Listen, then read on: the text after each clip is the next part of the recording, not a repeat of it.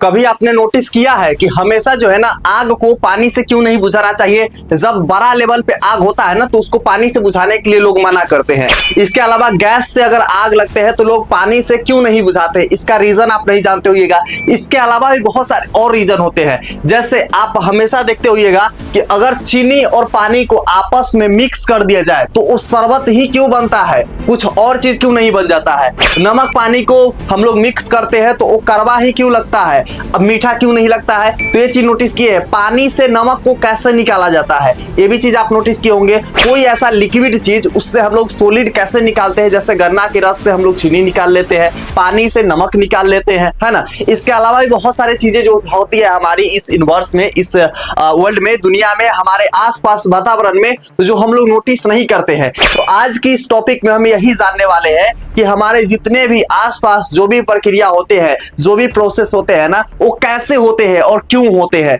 क्योंकि इस चैप्टर्स में आपको जो है ना टोटल चीज निचोड़ करके आपके सामने रख देंगे, सारे चीज को पिक्चर के साथ हम समझा देंगे ताकि आपको अच्छे से समझ में आ जाए और आप जो है ना टोटल डिटेल्स में केमिस्ट्री को समझ जाइएगा। केमिस्ट्री इतना आसान है ना कि अगर बच्चे को अच्छे से समझा दिया जाए ना, एक एक टॉपिक समझा दिया जाए ना, तो वो बस चुटकी बजाते ही कोई भी टॉपिक को बना करके चले आएगा एग्जाम में। और उसके लिए समीकरण जो होता है ना, उसके लिए रिएक्शन जो होता है एकदम इजी हो जाएगा, एकदम आसान हो जाएगा। तो चलिए ना भैया एक एक टॉपिक को समझते हैं, ठीक है। तो यहाँ पर हमने शुरुआत कर दिया है कि अगर एनर्जी हम लोग को चाहिए तो आग से भी एनर्जी मिलता है। इसके अलावा क्या मिलता है हम लोग को? पानी से एनर्जी मिलता है बिजली के तौर पे, है कि नहीं है। इसके अलावा कोयला से भी हम लोग को एनर्जी मिलता है। कैसे मिलता है और एनर्जी को कैसे हम लोग देखेंगे, ये टोटल चीज इस वीडियो में आपको बताएंगे। तो मेरा नाम है प्रीतम, आप देख रहे हैं एग्जाम एक्स और आप लोग प्रीतम भैया के नाम से जानते हैं। और आप आज की इस वीडियो में हम केमिस्ट्री का सबसे पहला चैप्टर रासायनिक समीकरण एवं अभिक्रिया को समझाएंगे, या केमिकल रिएक्शन एंड इक्वेशंस, ठीक है। टोटल चीज हम आपको डिटेल्स में इस वीडियो में समझा देंगे। तो अंत तक देखिएगा, वीडियो को लाइक कर लीजिए, पहली बार आए तो सब्सक्राइब करके रख लीजिए, तभी आपको टोटल चैप्टर यहीं पे आसान भाषा में मिलेगा, ठीक है। देखिए सबसे पहले हम लोग को क्वेश्चन दिमाग में आते हैं। क्वेश्चन क्या आते हैं भैया जी कि आखिर ये समीकरण और अभिक्रिया होता क्या है। सबसे पहला तो यही क्वेश्चन आएगा ना, कोई भी बच्चा अगर पढ़ रहा है तो सबसे पहला यही आएगा कि what is equation and what is reaction, यानी कि रिएक्शन और इक्वेशन होता क्या है, अभिक्रिया और समीकरण क्या होता है। तो पहले इसका हम लोग परिभाषा जानते हैं, डिफिनीशन जानते हैं, ठीक है। तो देखिए रासायनिक अभिक्रिया यानी कि इसको हम लोग बोलेंगे क्या चीज? केमिकल रिएक्शन बोलेंगे। अभिक्रिया को रिएक्शन बोलते हैं, रासायनिक को केमिकल बोलते हैं।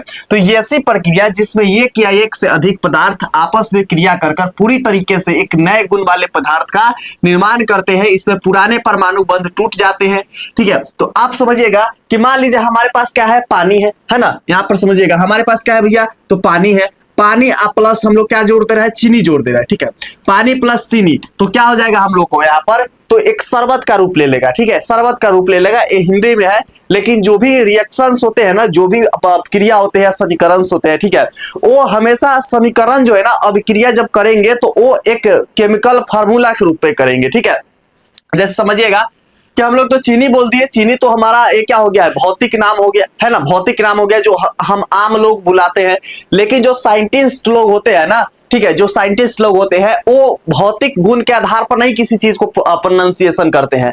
वो हमेशा करेंगे क्या चीज पे? तो उनका जो है ना ये क्या बोलते हैं? फार्मूला के तौर पर करते हैं। क्या बोलते हैं? फार्मूला के तौर पे करते हैं। यानी कि केमिकल नेम उसका क्या है? केमिकल नेम क्या है उसका, वो आपसे पूछा जाएगा। मतलब केमिकल नेम, जैसे कि पानी का हम लोग क्या बोलते हैं? H2O बोलते हैं ना, H2O बोलते हैं ना। हवा के क्या बोलते हैं? O2 बोलते हैं, O2। और ओजोन को क्या बोलते हैं? O3 बोलते हैं। तो आप इस तरीके से प्रोनाउंसिएशन जो क्या करते हैं वैज्ञानिक लोग होते हैं वो करते हैं, ठीक है। तो इसलिए हम केमिकल फार्मूला के तौर पे सारा चीज को जानेंगे। केमिकल जो है ना उसका केमिकल नेम के रासायनिक नाम के आधार पे हम लोग सारी चीजें यहाँ पर पढ़ेंगे, ठीक है। देखिए तो यहां पर हम पहले क्या समझे कि ऐसी प्रक्रिया जिसमें एक या एक से अधिक पदार्थ आपस में मिलकर एक नए गुण वाले पदार्थ के। अब देखिए कि क्या हुआ कि चीनी मिलाए, पानी मिलाए और क्या बना हम लोग के सामने? तो वो बन गया शरबत बन गया। तो देखिए चीनी और पानी दो अलग अलग है ना, दो अलग अलग है, लेकिन अलग एक और गुण वाले पदार्थ को पैदा कर दिया। क्या कर दिया? एक अलग गुण वाले पदार्थ को यहाँ पर बना दिया। तो इसी को हम लोग बोलेंगे, क्या बोलेंगे? रासायनिक अभिक्रिया बोलेंगे, ठीक है। तो यहाँ पर हम लोग क्या बोलेंगे? रासायनिक यानी केमिकल रिएक्शन इसको बोलते हैं कि दो हम लोग केमिकल को एक में मिला करके अभिक्रिया करवा दिए, रिएक्शन करवा दिए, तो हम लोग का नया बन गया पदार्थ, उसे हम लोग बोलेंगे केमिकल रिएक्शन यानी कि रासायनिक अभिक्रिया। समझ में आया? बहुत आसान भाषा है, ठीक है। चलिए अब समझते हैं रासायनिक समीकरण क्या होते हैं। ए भैया, हम तो समझ गए कि रासायनिक अभिक्रिया क्या होते हैं, जब दो पदार्थ को आपस में मिलाकर एक नया पदार्थ को बना दिया जाए तो रासायनिक अभिक्रिया हो जाएगा। लेकिन अब हमको समझा दीजिए कि रासायनिक समीकरण होता क्या है। व्हाट इज केमिकल रिएक्शन, यहां पर तो सॉरी केमिकल इक्वेशन, ठीक है, इक्वेशन। तो यहाँ पर रिएक्शन तो हम लोग जान लिए, अब इक्वेशन को बारी है, इक्वेशन को हम लोग अच्छे से जानते हैं। तो किसी अभिक्रिया यानी किसी रासायनिक अभिक्रिया को सूत्रों और पत्रित के माध्यम से संक्षेप में लिखना रासायनिक समीकरण कहलाता है। अब देखिए कि कोई भी सूत्र मतलब क्या होता है भैया जी, तो सूत्र का मतलब होता है फार्मूला, ठीक है। आप लोग मैथ में पढ़ते होइएगा सूत्र मतलब फार्मूला।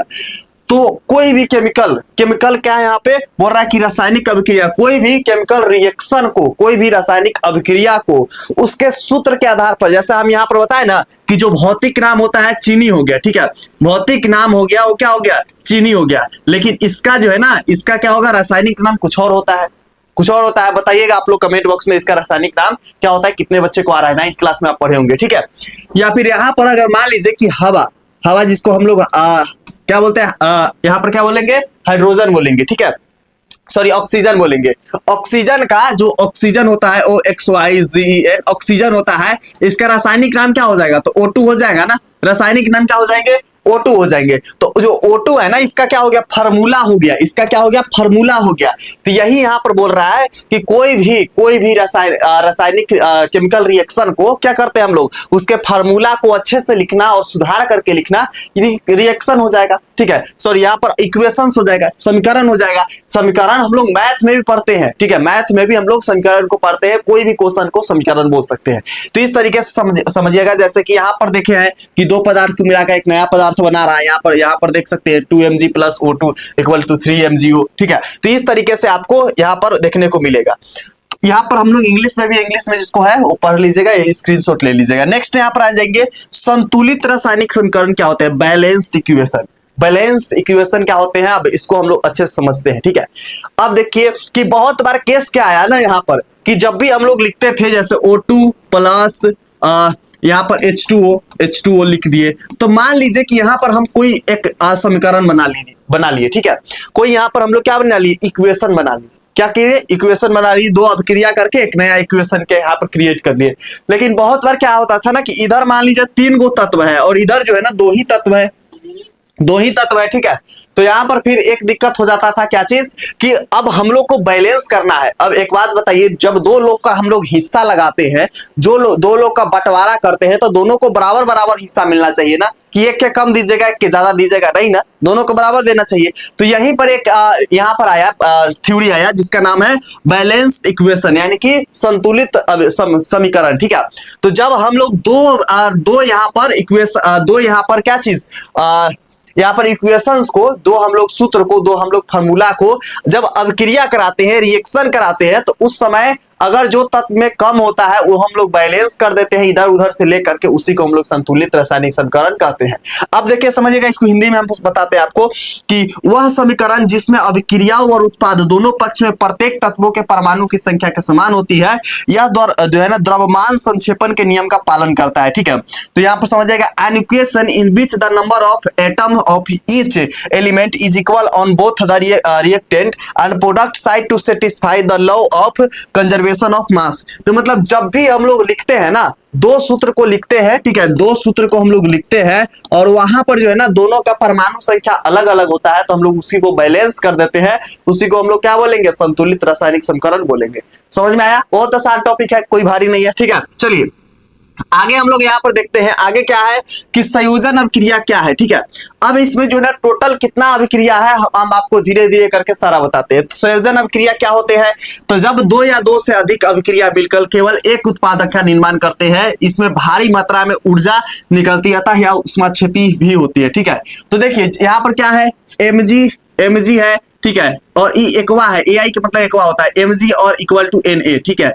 तो इसी को हम लोग बोलेंगे, क्या बोलेंगे, संयोजन अभिक्रिया। वियोजन अभिक्रिया समझिएगा, वियोजन या अपघटन अभिक्रिया, तो वह अभिक्रिया जिसमें एक एकल पदार्थ टूटकर दो या दो से अधिक उत्पाद बनता है, इसके लिए ऊष्मा, प्रकाश या विद्युत की आवश्यकता होती है। ठीक है, तो ये समझिएगा। मान लीजिए कि यहाँ पर दो अभिक्रिया टूट करके एगो बन रहा है, तो इसको हम लोग बोलेंगे क्या चीज, वियोजन अभिक्रिया बोलेंगे।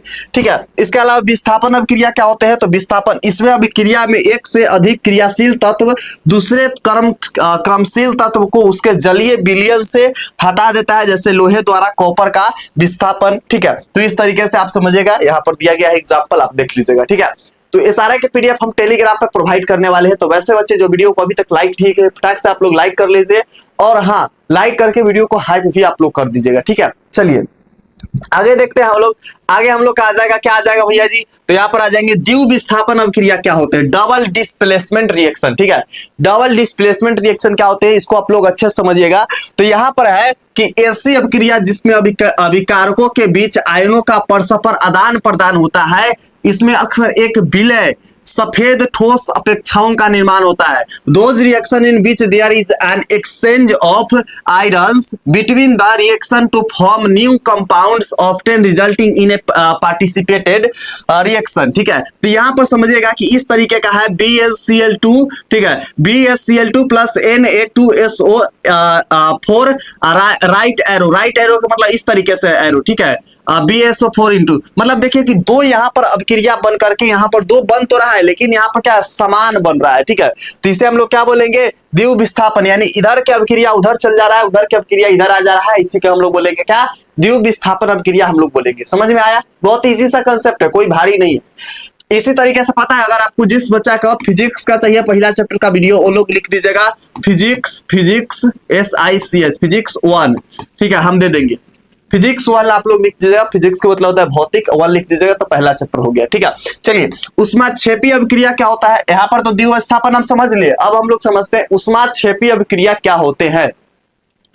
जिन अभिक्रियाओं में उत्पाद के निर्माण के साथ साथ भारी मात्रा में ऊष्मा यानी गर्मी निकलती है, प्राकृतिक गैस का जलना और श्वसन इसके उदाहरण है। ठीक है, reaction in which heat in release along with the formation of products during of natural gas and respiration are common example. ठीक है, यहाँ पर देखिए CH4 है, CH4 प्लस 2O2 यहाँ पर बैलेंस किया गया है, इसलिए 2O2 लिखा गया है। ठीक है, और राइट एरो और CO2 plus 2H2O plus energy, यहाँ पे हम इसको थोड़ा सा बैलेंस करके आपको बता देते हैं। देखिए CH4 plus 2O2 right arrow, उसके बाद देखिएगा यहाँ पे समझिएगा CO2 प्लस 2H2O। ठीक है, तो ये वाला हम लोग का रहने वाला है। ठीक है, ये हम लोग का रहने वाला है क्या चीज, ऊष्माक्षेपी। यहाँ पे ऊष्मा का अवशोषण हो रहा है, ऊष्मा का निकल रहा है। ठीक है, चलिए नेक्स्ट है ऊष्माशोषी अभिक्रिया। ये ऊष्माक्षेपी है और ये ऊष्माशोषी है।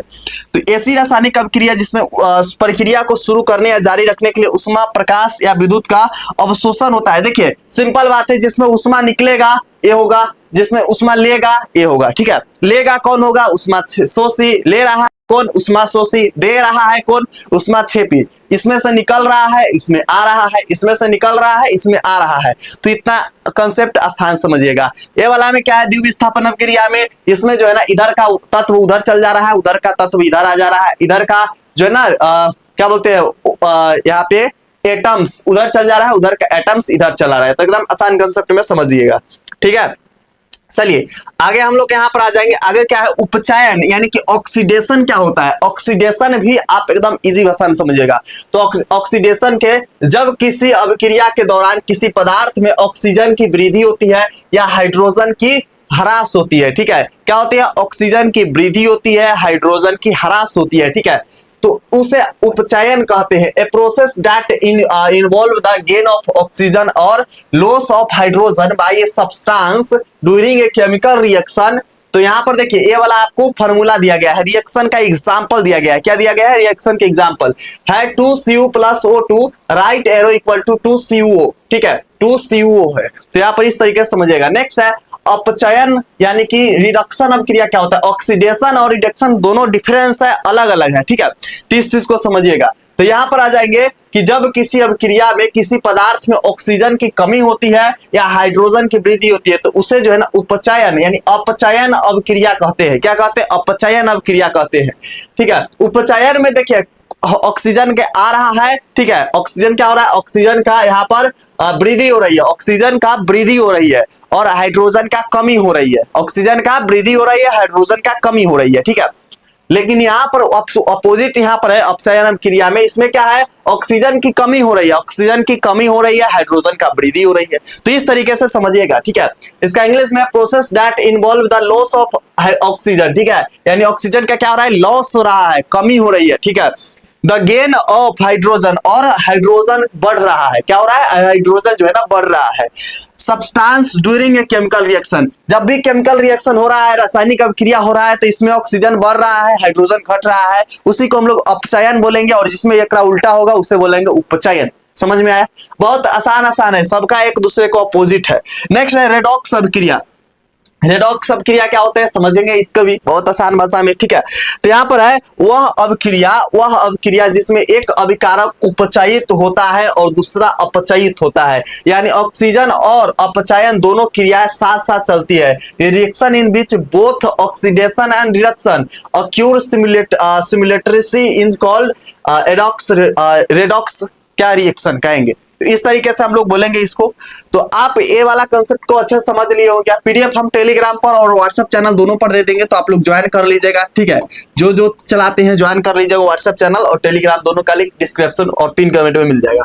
चलिए आगे हम लोग यहाँ पर आ जाएंगे, वो है क्या है संचारण। अब देखिए कि संचारण क्या होता है, बहुत आसान भाषा में समझेंगे संचारण की प्रक्रिया कैसे हम लोग करते हैं, और मैक्सिमम हर घर में यह प्रक्रिया होता है, हर घर में प्रोसेस होता है संचारण का, ठीक है। तो यहाँ पर है कि जब धातुएं नमी, वायु और अम्लों के संपर्क में आती है तो वे धीरे धीरे नष्ट होने लगती है।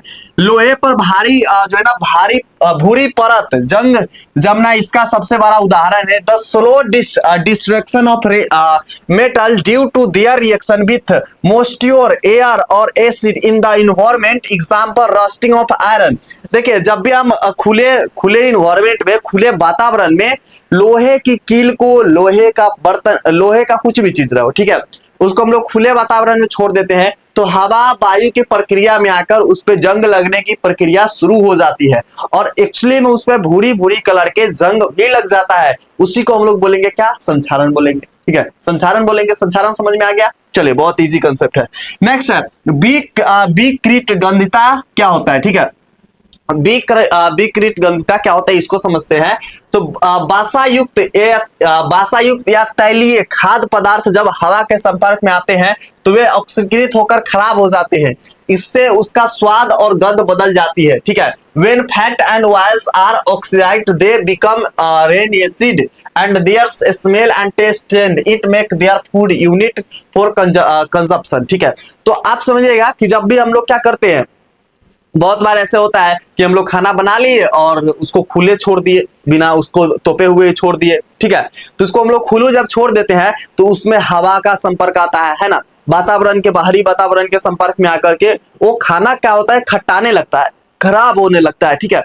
तो उसे हम लोग बोलेंगे विकृत गंधिता। तो इसलिए जब भी खाना हम लोग बनाते हैं तो उसको क्या करते हैं, तोप करके, झक करके रखते हैं, ढक करके रखते हैं, ताकि उसमें जो है ना बाहरी वायु से संपर्क में आकर के वो खराब ना हो, या फिर हम लोग फ्रीज में उसको रख देते हैं, है ना।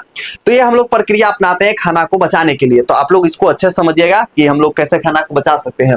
विकृत गंधिता क्या होते हैं, जब हम लोग का खाना खराब हो जाता है वायु के संपर्क में आकर के, उसे हम लोग बोलेंगे विकृत गंधिता, ठीक है।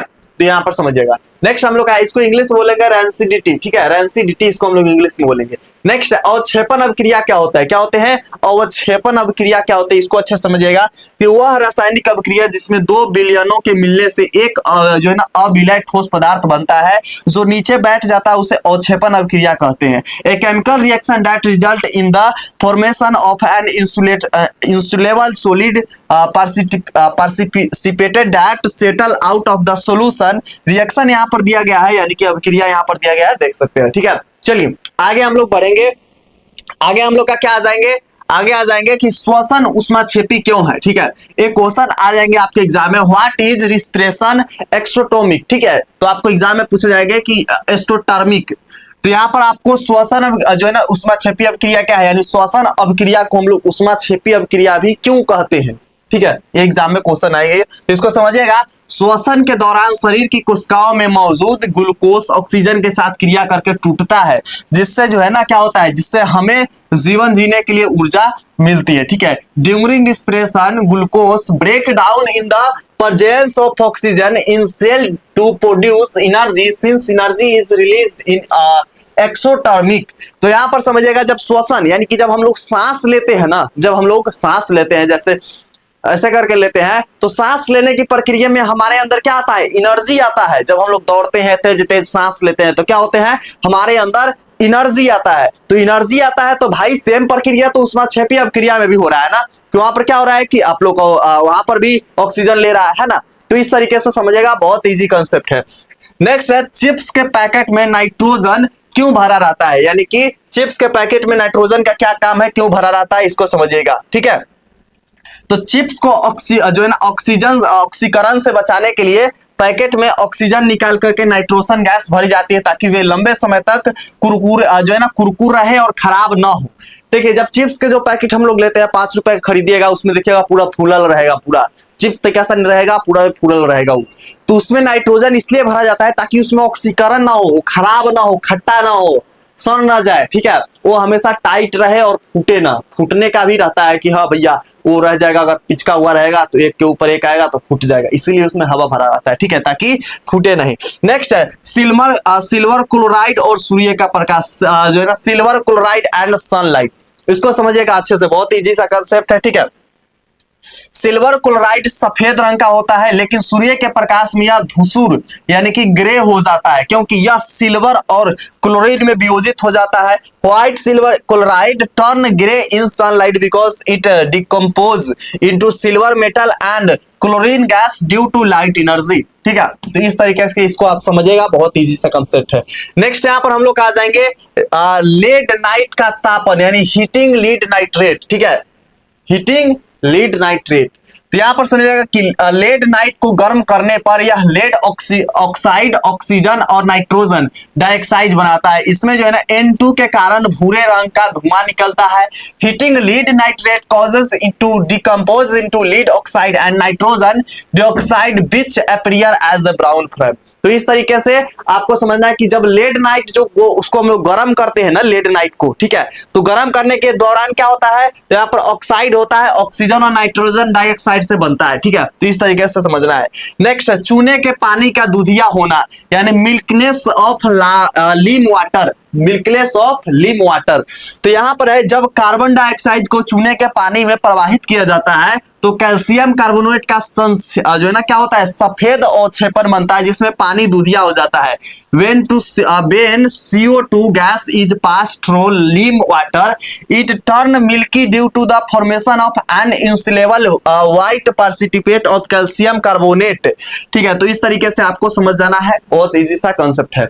नेक्स्ट यहाँ पर जलीय विलयन यानी एक्वा और गैसीय जी संकेत का महत्व क्या है। जैसे हम लोग रिएक्शन बहुत बार लिखते हैं तो वहां पर क्या करते हैं, AQ दे देते हैं, तो उसका महत्व क्या है। अगर गैस हम लोग कहीं पर लिख रहे हैं या AQ लिख रहे हैं तो उसका इंपोर्टेंसी क्या है, इंपोर्टेंस वो क्यों है, क्यों लिखना इंपोर्टेंस है, इसको समझिएगा आप लोग।